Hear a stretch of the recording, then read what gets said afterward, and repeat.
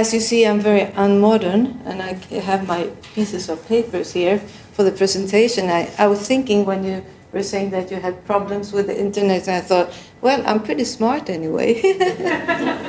So it's okay.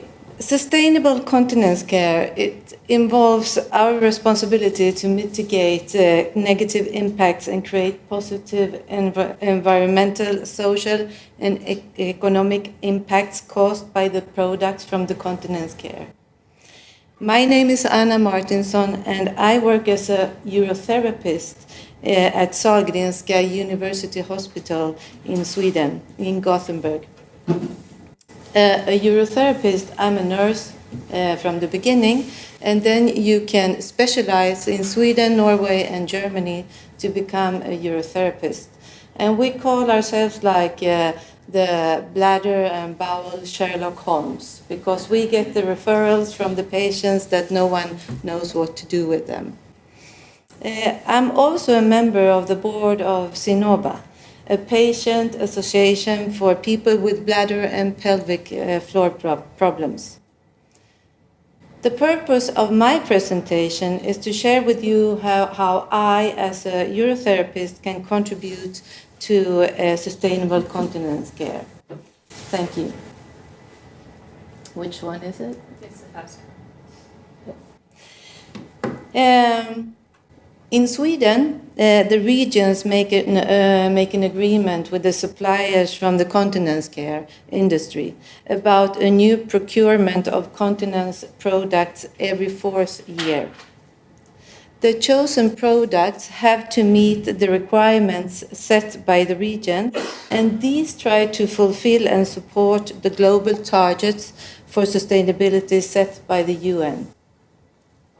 In Västra Götaland, where I work, the producers of continence care products must present non-toxic products and assure a code of conduct for suppliers regarding human rights, environment, and anti-corruption.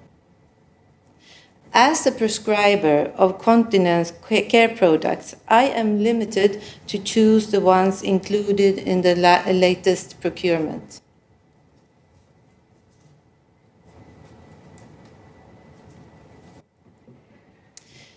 Many people need some type of continence products, and more will they be as the population grows older. Helping people to prevent bladder and bowel problems and reduce their need of continence products is an important part of my work. This includes informing and teaching the general population about factors that affect our bladder and bowel in a positive or negative way.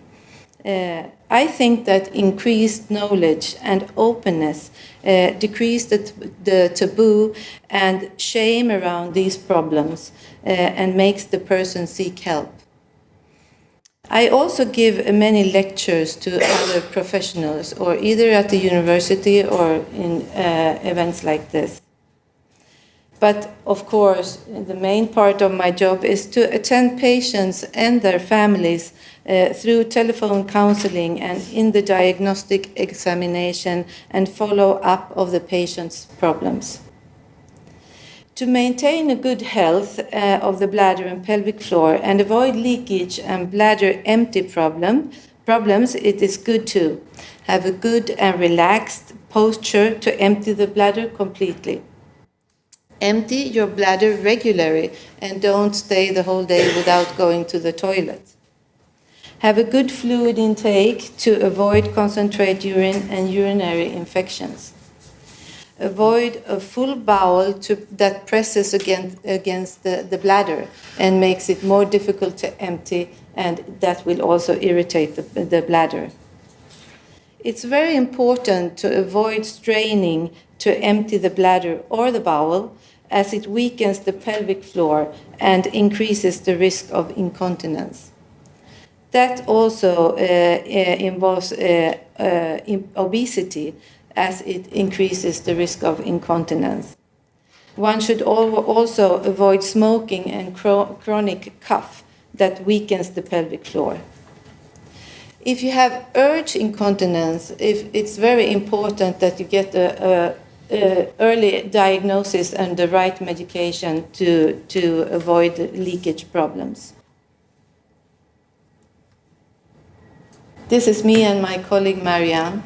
She's a guru in urology matters. In the market, there are many different types of catheters and pads to use. When prescribing, I try to fulfill the general goals like gaining good health and well-being for the patient. I also try to be resource efficient, more from less. And I want to give trust and security, and I encourage the patient and myself to participate. In that way, the pad must be adjusted to the amount of leakage the patient suffers. If not, the patient will not use it or misuse it.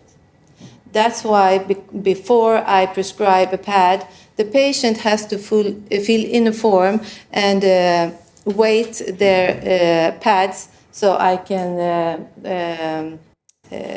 measure the leakage in grams. The pad should not give skin problems. Recommendations about skincare are most important. I also encourage the patients to only use water and oil and avoid buying unnecessary skin products and tissues. When I choose a catheter for a patient, the catheter has to be easy for the patient to use. And it's very important that it's adapted to their needs in their daily work and what they do. There are many different types of catheters, and you can adapt them to different functional problems that the person can present. The right products give the sense of security and quality of life to the patient, which avoids negative reactions and bad compliance. I offer a regular follow-up of the patient's needs, and of course, if we have to change the pad or the model of the catheter, we do that during the process. When I prescribe, I think of the economic costs, choosing the cheapest product if possible.